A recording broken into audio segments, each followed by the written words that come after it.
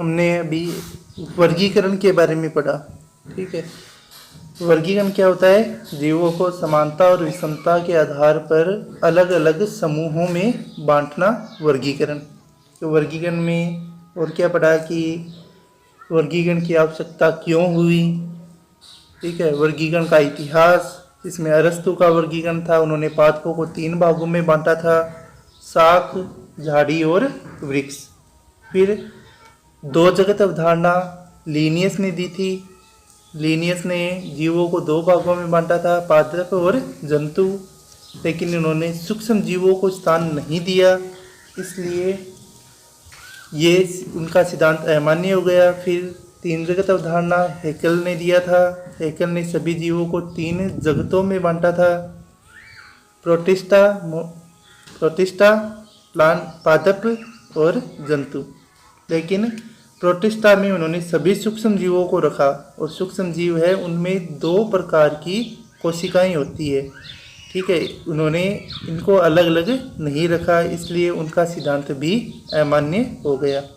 अब हम अगला सिद्धांत पढ़ते हैं। अगला सिद्धांत है वो है 4 जगत अवधारणा। अगला सिद्धांत है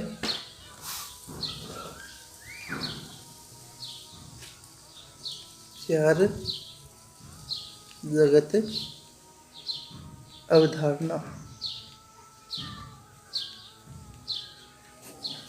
4 जगत अवधारणा। ठीक है, यह अवधारणा है वो कोसलैंड ने दी थी। यह है अवधारणा कोसलैंड ने दी थी। ये 4 जगत अवधारणा है वो किसने दी थी? कोसलैंड ने। ठीक है, इन्होंने सभी जीवों को 4 भागों में बांट दिया। यह अवधारणा 4 जगत अवधारणा कोसलैंड ने दी थी, और सभी जीवों को कितने भागों में बांट दिया? 4 भागों में। इन्होंने सभी जीवों को 4 भागों में, सभी जीवों को 4 भागों में बांटा। सभी जीवों कितने भागों में बांट दिया? 4 भागों में। सबसे पहला भाग है वो इन्होंने बनाया मोनेरा। सबसे पहला भाग कौन सा बनाया? मोनेरा। दूसरा भाग था प्रोटिस्टा। तीसरा भाग था पादप, और चौथा और लास्ट भाग था जंतु। यानी जो हेकल की कमी रह गई थी, एक कोशिकीय जो प्रोकैरियोटिक जीव है और एक कोशिका जो यूकैरियोटिक जीव है, दोनों को उसने प्रोटिस्टा में रखा था।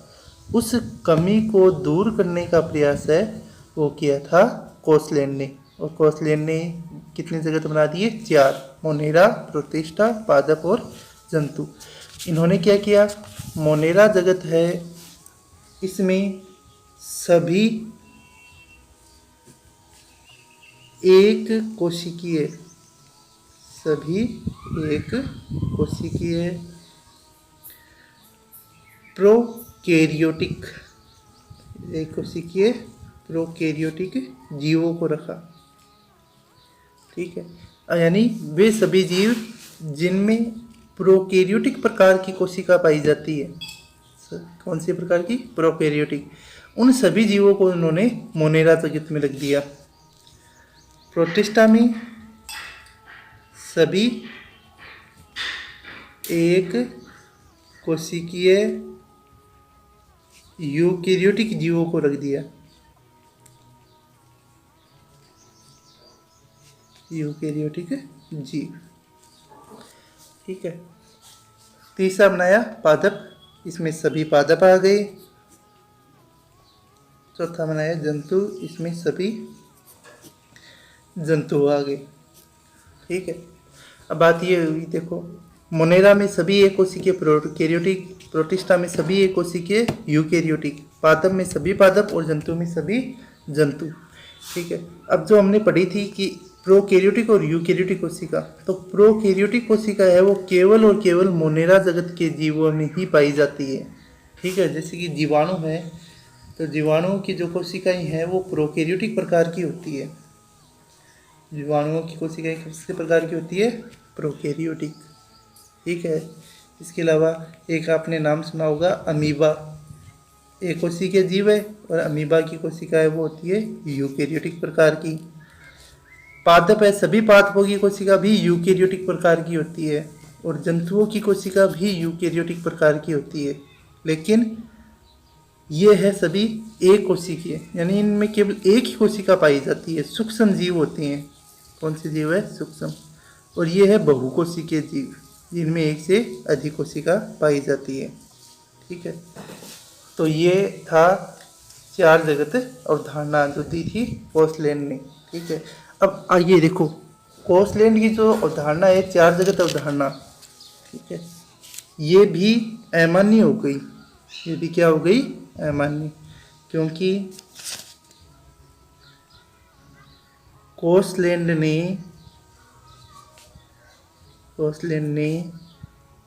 अपने वर्गीकरण में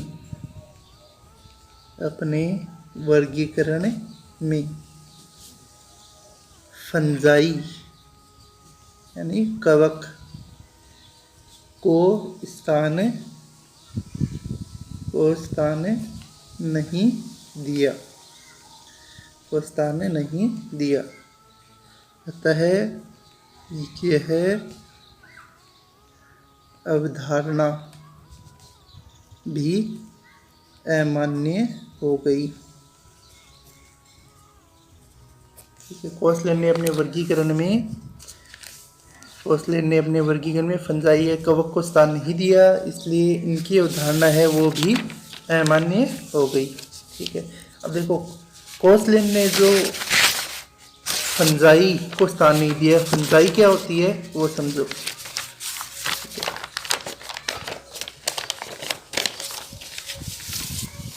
देखो फंजाई,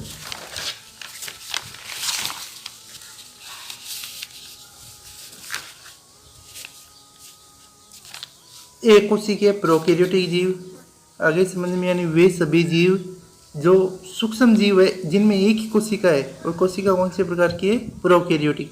वो थे मोनेरा में। वे सभी जीव जिनमें एक ही कोशिका है यानी सूक्ष्म जीव है, और कोशिका कौन से प्रकार की है? यूकैरियोटिक। वे जीव जिनमें कोशिका तो यूकैरियोटिक है इन सभी में, बाकी यूकैरियोटिक है, केवल प्रोकैरियोटिक कोशिका मोनेरा में ही है। तो वे जीव जिनमें कोशिका यूकैरियोटिक है लेकिन ये बहुकोशिकीय है, एक से अधिक कोशिका है। ठीक है। और सभी क्या है? पादप। अब पादप और जंतु, इन दोनों में मुख्य अंतर क्या होता है? पादप और जंतु में मुख्य अंतर होता है कि पादप है उनके अंदर हरित लवक पाया जाता है। पादपों में क्या पाया जाता है? हरित लवक। और जंतु है इनकी कोशिका में हरित लवक नहीं पाया जाता। तो ये पादप और जंतु क्या हो गए? अलग अलग। अब कोसलैंड ने जो वर्गीकरण दिया था उसमें फंजाई को जगह नहीं दी। अब फंजाई क्या होती है वो समझो। फंजाई दूसरा नाम क्या है? कवक। ठीक है। फंजाई की जो संरचना है वो इस प्रकार से होती है, रेशेनुमा होती है ये से। ठीक है। अब इस फंजाई के अंदर, फंजाई में क्या है? फंजाई है ये होती है परपोसी। फंजाई क्या होती है? परपोसी। परपोसी का मतलब होता है वे जीव जो अपने भोजन के लिए दूसरे जीवों पर निर्भर रहते हैं, उन्हें परपोसी कहते हैं। वे जीव जो अपने भोजन के लिए दूसरे जीवों पर निर्भर रहते हैं वो क्या कहलाते हैं? परपोसी। ठीक है। अब एक हमने किसकी बात की है? पादप। ठीक है। पादप है, इनमें हरित लवक होता है, हरित लवक। इसके अलावा पादप है, इनकी जो कोशिका होती है, पादप की कोशिका यूकैरियोटिक प्रकार की है, लेकिन इस कोशिका के बाहर एक परत और पाई जाती है। इस कोशिका के बाहर क्या पाई जाती है? एक परत, और इस परत का नाम होता है कोशिका भित्ति। कोशिका परत का नाम है कोशिका भित्ति। ठीक है।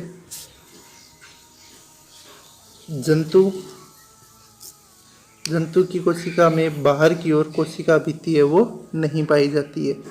अब ये है फंजाई।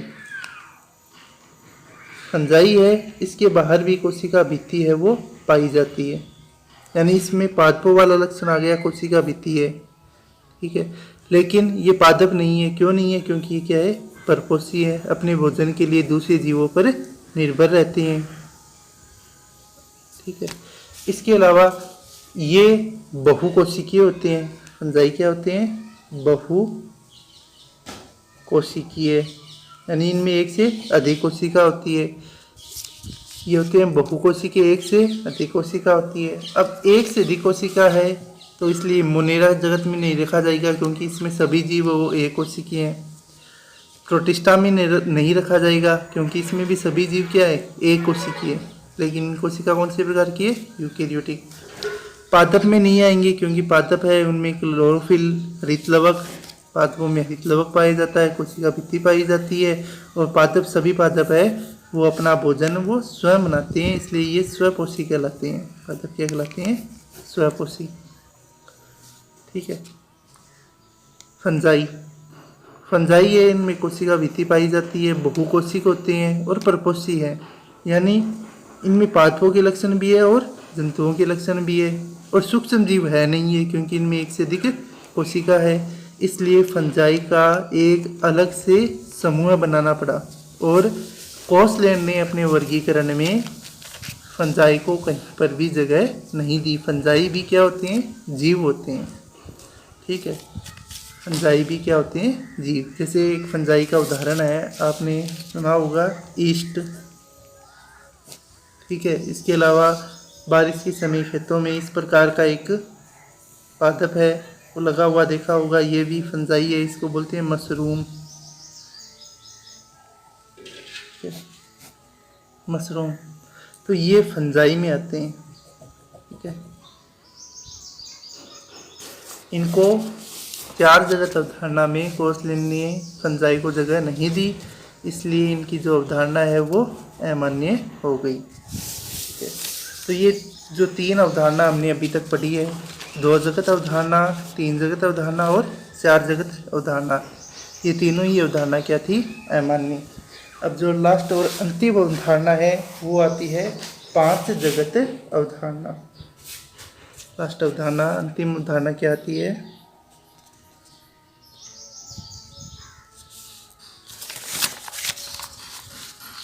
पांच जगत अवधारणा। पांच जगत अवधारणा।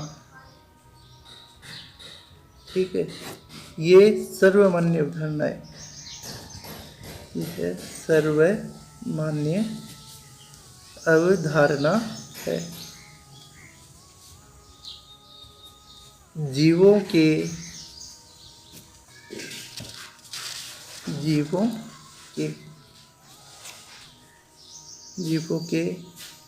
वर्गीकरण का अध्ययन, जीवों के वर्गीकरण का अध्ययन इसी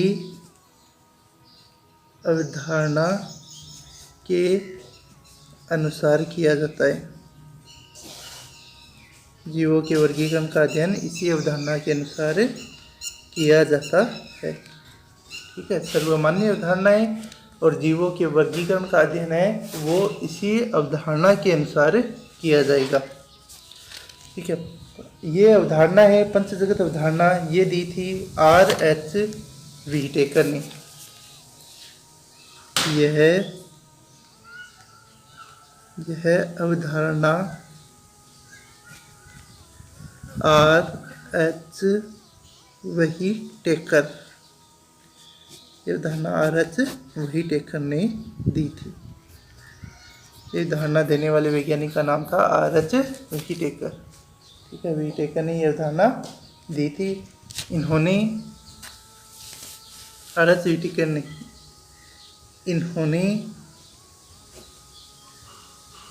सभी जीवों को 5 भागों में बांटा था। इन्होंने सभी जीवों को कितने भागों में बांट दिया? 5 भागों में। ठीक है। जो सबसे पहला भाग है उसका नाम रखा मोनेरा। ठीक है। मोनेरा के अंदर हमने पढ़ा था कि सभी एक कोशिकीय प्रोकैरियोटिक जीव आती हैं। दूसरा भाग है वो था प्रोटिस्टा। तीसरा भाग है इन्होंने नया भाग बनाया था जिसका नाम था फंजाई। चौथा पादप और अंतिम भाग है वो था जंतु। ठीक है। तो इन्होंने सभी जीवों को 5 भागों में बांट दिया। मोनेरा, प्रोटिस्टा, फंजाई, पादप और जंतु। अब मोनेरा जगत है, इनमें कोशिका देखो।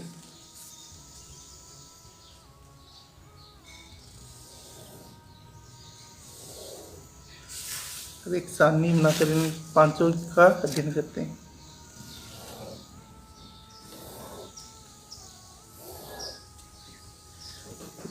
मोनेरा जगत के अंदर कोशिका।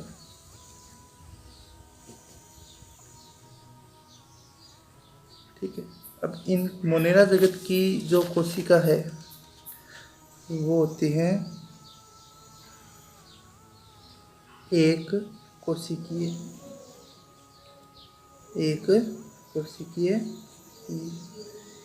और कोशिका कौन से प्रकार की है? प्रोकैरियोटिक। मोनेरा जगत के जीव है वो एक कोशिकीय प्रोकैरियोटिक। प्रोटिस्टा में एक कोशिकीय यूकेरियोटिक। फंजाई में बहु कोशिकीय यूकेरियोटिक। पादपों में भी बहुकोशिकीय और यूकेरियोटिक। और जंतुओं में भी बहुकोशिकीय यूकेरियोटिक। ठीक है। तो कोशिका 5 के अंदर हो गई।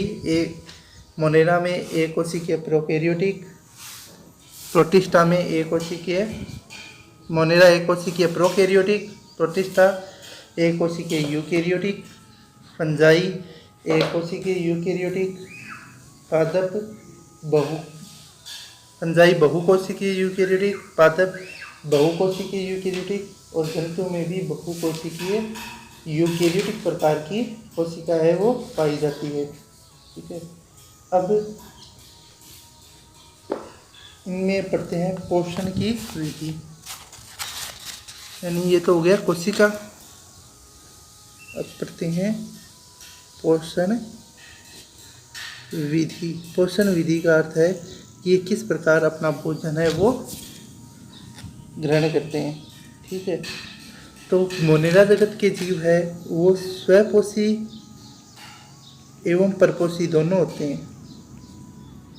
स्वपोषी एवं परपोषी। ठीक है। प्रोटिस्टा जगत के जीव है वो भी स्वपोषी एवं परपोषी।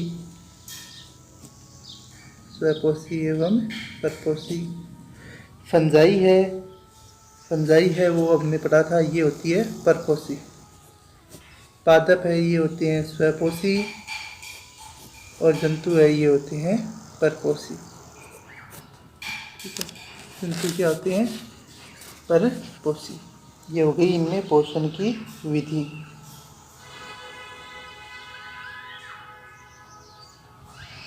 ये 2 नंबर पॉइंट हो गया इनमें पोषण की विधि।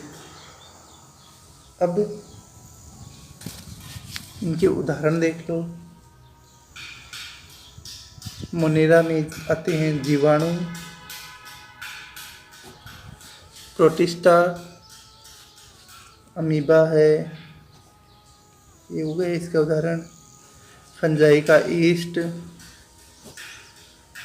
पादप है पादपों का कोई भी सभी पादप आ जाएंगे इसमें, इसके उदाहरण में, और इसके उदाहरण में सभी जंतु आ जाएंगे। ठीक है, जैसे नीम है, गाय है।